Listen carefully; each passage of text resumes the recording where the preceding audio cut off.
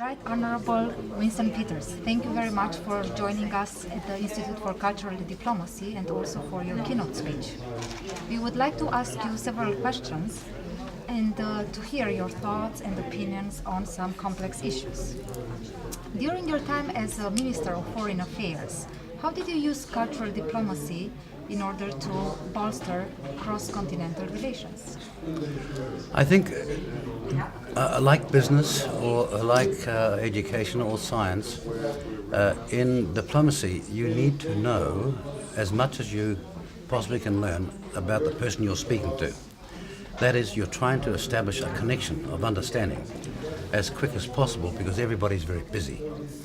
So I think during our time, we spent a lot of preparation finding out who we're talking to, that person's background, that person's culture. If you know that, you can, as I say, make a connection much more quickly. And that's why it was very important. After all, culture is about people. And because of that, diplomacy is about understanding people and tact and presentation and mutual understanding is best created if you know the person, something about the person you're talking to. Ignorance is not bliss in diplomacy. That's very true. Great point. What role do you think that cultural diplomacy plays in the policies and values of your political party, New Zealand First? Well, it's very important to us because New Zealand First is a new party. It arose with the advent of MMP.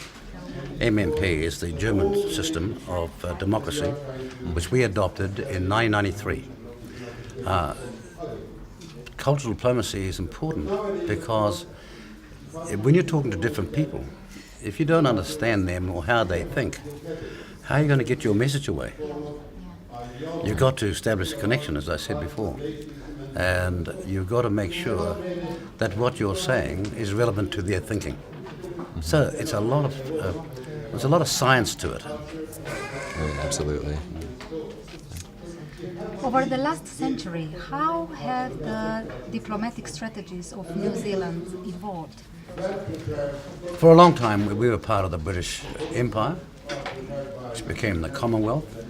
And then in the 1970s, there was a big change because the head or leading country in the Commonwealth, the UK, joined the EU, which meant that we were left out in the cold with our trading relationships. We used to export many of our products in a bulk market to the one buyer, the UK.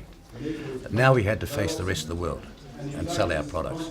So we woke up a bit slowly, but when we did wake up, we realized that diplomacy and offshore marketing required a better understanding of other cultures, and we worked very hard to try and establish that. Okay, how do you believe that we can inspire younger generations to use cultural diplomacy and strengthen international relations? I don't know whether we have to inspire them because with Facebook, YouTube and all the new technology, they are doing it now, but in a very haphazard or random, disorganized way. So sometimes they make a connection, sometimes they don't. For example, you know that just the other day, Pussy Riot, which is a band in Russia, got a reprieve. I think they did, right? Well, we know all about them because of music and because of the internet. Now, more young people know about that group than would actually know who Putin was in my country. So how do you inspire young people? Well, they're already inspired. I think it's trying to raise their level of understanding of how it all interconnects and how it fits. Because, as a famous poet once said, no man is an island. Well, nor's a country. And we're an island nation, but we're part of the world. And our future is our young people. The more we can expand and refine and sharpen their understanding, the better it will be for our future. Yeah.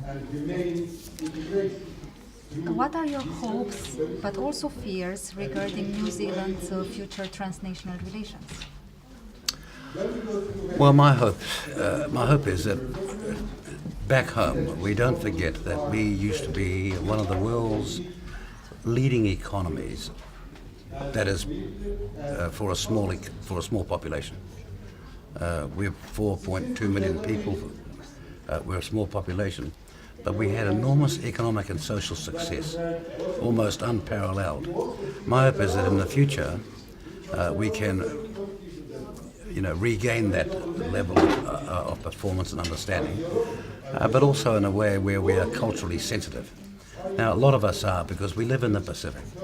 We're surrounded by small Pacific island nations, and we have done better than most in understanding their culture and things about their culture.